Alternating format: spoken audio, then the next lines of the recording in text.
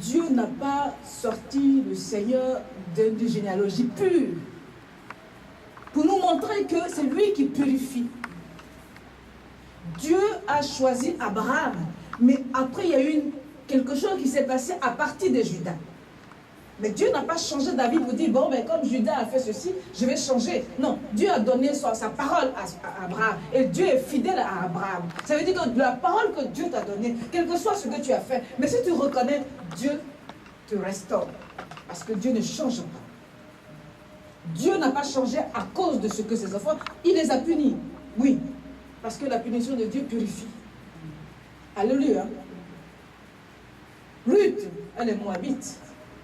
Ça veut dire tuer les jeunes filles pour donner à un esprit mauvais le sang.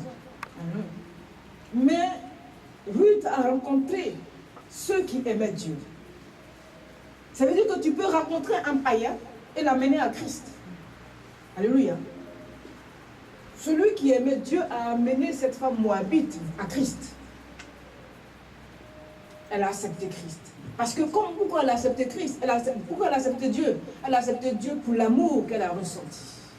Les gens accepteront ton Dieu par ton attitude, par ta vie.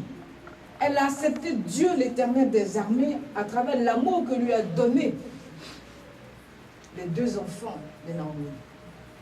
Elle a accepté Dieu, leur Dieu, et elle s'est convertie. Ça veut dire quoi? Ça veut dire Dieu nous dit, afin que nous soyons dans la plénitude de la grâce qu'il nous a donnée. Parce que la foi est attachée à des réponses. La foi est attachée à des bénédictions. Tu ne peux pas avoir foi en Jésus-Christ et ne pas avoir des réponses.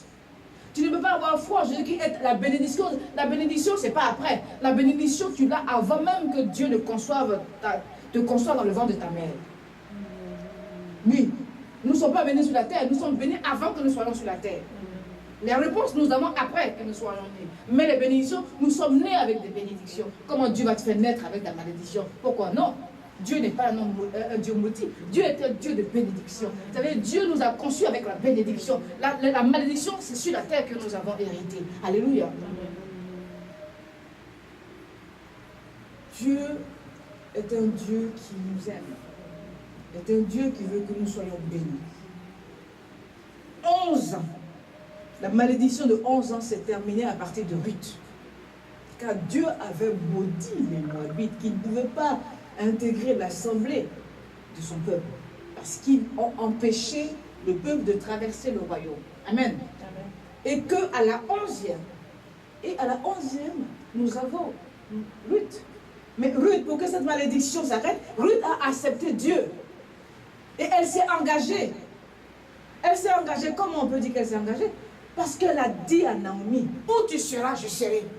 Ton Dieu est mon Dieu. C'est un engagement. Donc Dieu est le Dieu d'engagement. Il faut que tu t'engages dans ta foi. Et ton engagement dans la foi, c'est les épreuves que tu traverses et tu es toujours dans la foi. Tu demeures toujours dans la paix. Tu crois. La foi, ce n'est pas quand je doute. Et non, la foi, c'est quand je persévère. Et maintenant, je sors et je peux dire que j'ai une foi. Que j'ai une foi qui sauve. Que j'ai une foi. Mais si tu te détournes, si tu te décourages, tu ne peux pas dire que tu as la foi. Tu vas dire, non, je crois. Mais ta croyance est limitée. Elle n'est pas active. Alors que la foi est active. Quand tu as la foi, tu dis, Seigneur, que ça sort de ma tête, ça sort de ta tête. Quand tu as la foi, le Seigneur dit, voici les signes qui accompagneront ceux qui auront cru à mon nom. C'est-à-dire ceux qui auront réellement la foi authentique. La foi, elle se mesure à la capacité que tu as de sortir des épreuves, quel que soit le temps. Parce que le temps auquel Dieu va te sortir, c'est le temps où toi tu seras limité. Tu ne sais plus quoi faire. Il dit, quand les péchés des Amoréens seront à son comble, je les délivrerai. Je les délivrerai. Mais comment il va délivrer son peuple? Le Seigneur sait comment il va te délivrer. Le Seigneur sait comment il va agir. Et quand le Seigneur commence, rien ne peut l'arrêter. Le Seigneur a détruit cette nation pour que son peuple possède cette terre, Canaan. Ça veut dire que le Seigneur va détruire tout ce qui t'empêche. Rien, tu ne vas rien faire. Tu ne sauras rien. Mais tu vas savoir que tu commences à te sentir libre. C'est que Dieu est en train de combattre parce que tu as mis ta foi en lui. Mais Dieu ne va pas te libérer comme ça. Il va t'éprouver comme il a éprouvé Job. Mais rien ne peut t'atteindre. Rien ne peut t'emmener à la mort. Parce qu'il est pour toi. Et c'est pour ça qu'on dit Dieu est fidèle. Ruth a choisi l'Éternel des armées comme son Dieu. Ça veut dire qu'elle s'est détournée des faux dieux. Parce qu'elle sait que ces dieux ne peuvent pas sauver. Elle sait que Dieu ne tue pas. Dieu ne boit pas du sang. Dieu ne demande pas le sang humain. Dieu est Dieu. Dieu est la vie. Elle a dit, son Dieu, il est bon. Son Dieu, là, il est amour. Son Dieu, il ne tue pas les enfants. Son Dieu, il n'aime pas les sacrifices humains. Son Dieu, il donne la vie. Son Dieu, il restaure. Comment ceux-là, ils sont éprouvés, ils s'attachent à ce Dieu-là. C'est incroyable. Moi, je vais accepter son Dieu. Alléluia. Elle a observé l'attitude de Naomi. Elle a perdu ses 2 fils. Mais Naomi, elle s'est toujours attachée à Dieu. Elle a dit non, je vais accepter son Dieu maintenant. Je vais aller avec elle. Elles étaient 2 belles filles. Lui, il est retourné dans sa religion. Mais elle dit non, moi je ne suis pas la religion. Moi je suis Dieu. Dieu qui donne la vie. Dieu qui donne un sens à la vie. Elle ne s'est pas souciée de est-ce qu'ils vont m'accueillir. Non. Elle a regardé à ce Dieu en qui Naomi croit. Il faut que tu regardes à Jésus-Christ. Il faut que tu regardes à Jésus.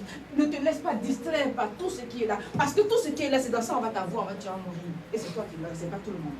Donc, tu t'attaches à Jésus, le Seigneur te couvre de sa nuée, rien ne peut t'atteindre. Rien ne peut te toucher. Tu atteindras le but de Dieu et tu prospéreras. Au nom de Jésus. Tu te marieras au nom de Jésus. Dieu n'est pas un Dieu qui est limité à temps. Ne dis pas non, je suis seul. Non, tu n'es ni vieille, ni plus jeune. Tu es ce que Dieu veut que tu sois. Mais c'est lui qui fixe le temps et les circonstances. Ruth a perdu son mari. Elle ne s'est pas posé des questions. Elle dit, je m'attache à sa mère. Le Seigneur avait réservé quelque chose encore qui allait apaiser le cœur, non seulement de Naomi, mais aussi de Ruth. Alléluia. Nous allons petit à petit vers le Seigneur. Ils vont venir en Israël et Dieu, vous connaissez l'histoire de Ruth, je vais aller plus vite. Dieu va faire en sorte que la providence de Dieu est sur toi. Dis Amen. Amen. La providence de Dieu, donc chaque jour prophétise sur toi. Amen, amen, dis toujours des bonnes paroles sur toi. Amen, amen, amen. Ruth, quand elle est venue, il n'y avait plus rien. Parce qu'il y a longtemps, ils sont partis, il n'y avait plus rien. Mais elle ne s'est pas découragée pour dire, mais attends, qu'est-ce qu'on va faire? Comment je vais... Non. Ruth a dit à sa belle-mère, laisse-moi aller moissonner. Dieu l'amène vers sa bénédiction. Ruth, sa belle-mère l'a bénie. Il faut toujours demander d'être béni, soit par le Saint-Esprit ou par ceux que tu es. Même pas un petit, même pas tes enfants. Tu dis bénissez-moi, même si tu es la mère. Parce que si tu n'as plus de parents, tes enfants deviennent tout pour toi. Donc tu demandes la bénédiction. Alléluia. Sa belle-mère l'a bénie, elle est partie la rencontrer, celui qui allait devenir celui. Un homme bon, un homme généreux, un homme riche. C'est ce que Dieu réserve dans ta vie. Oui, quand tu traverses des épreuves, que tu vois tout est bloqué, tu ne comprends pas, alors que tu sais que tu n'as rien fait. C'est que Dieu réserve quelque chose de glorieux. Et donc, pourquoi ça ne vient pas vers toi? C'est qu'il faut que tu te lèves en prière. Il faut que tu parles au Seigneur. Ruth a mené une action. Elle n'est pas restée assise à côté de Naomi. Elle s'est déplacée. La foi, elle est active. Elle dit, il faut que j'aille. Elle est partie. Dieu a mis devant elle sa bénédiction. Cet homme a honoré Ruth. Tu dois avoir le discernement parce que Dieu veut que tu sois béni. Donc, la première action, c'est une action où on t'honore, on te respecte, on t'aime. C'est ça qui marque le signe de Dieu. C'est que lorsque on a un regard de compassion, d'amour, de t'élever, Boaz a élevé Ruth. Pourtant, c'est une Cananéenne, même si elle est convertie. Ses origines sont des origines moindres. Mais Boaz l'a honorée parce que c'était le signe de Dieu. Tu rencontres quelqu'un qui te méprise dès le premier jour. Il faut savoir que ce n'est pas de Dieu. Parce que Dieu, tu es la prunelle de Dieu. Dieu ne peut pas mettre sur ton chemin quelque chose qui ne te valorise pas.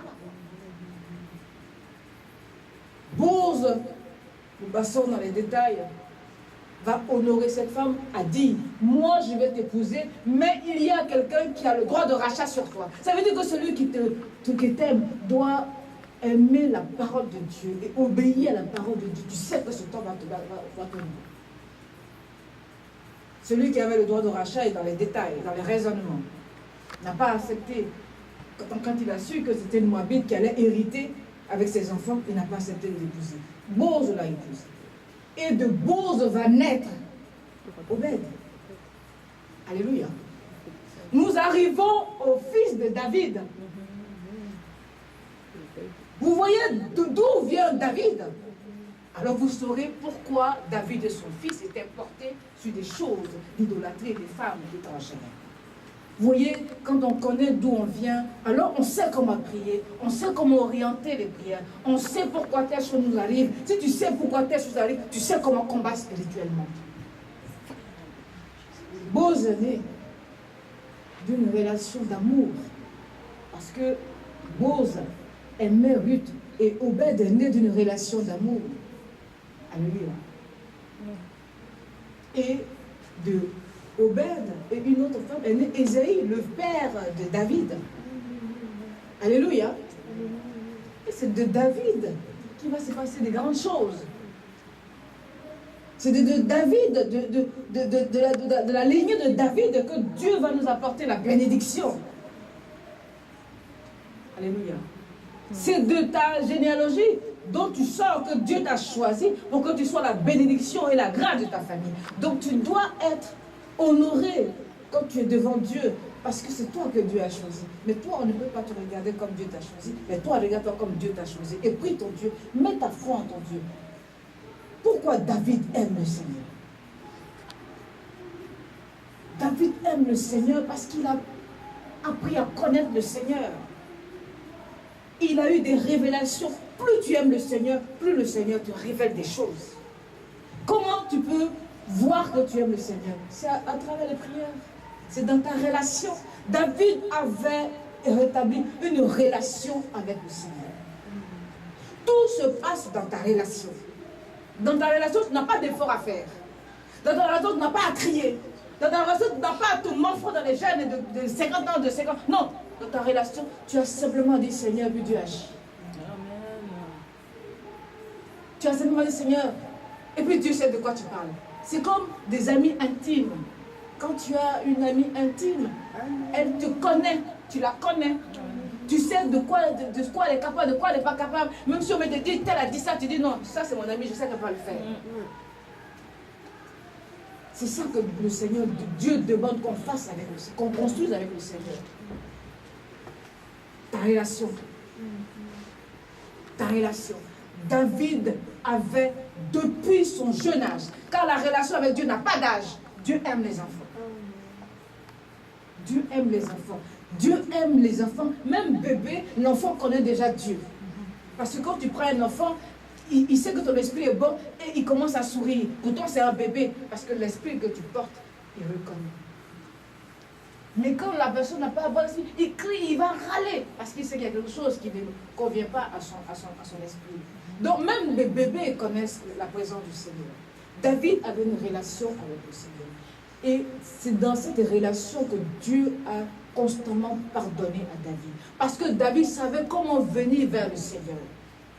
David savait qu'il avait mal agi. Il savait que Dieu n'était pas content de lui. Mais nous disons non. Mais comment David sait-il que Dieu n'était pas content de lui alors que Dieu est esprit?